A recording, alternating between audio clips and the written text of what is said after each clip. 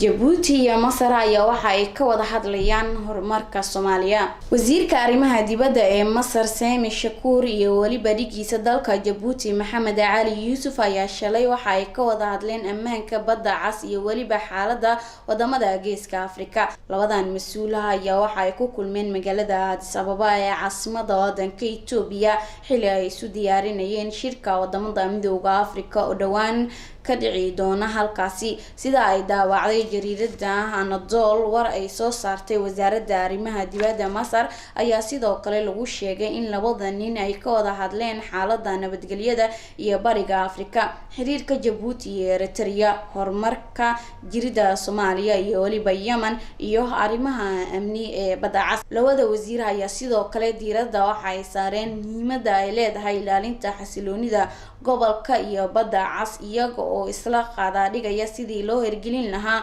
barnaamijyo horumarineed oo wadajir ah oo ay Soomaaliyana qayb ka tahay. Soomaaliya ayaa door muhiim ah kaga jirta xasiloonida iyo horumarka wadamada Geeska Afrika, waxaana haatan soconaya isbedel lagu dardargelinayo isdhexgalka iyo kobcinta dhaqaalaha gobolka oo ay laf dhabar u tahay Soomaaliya.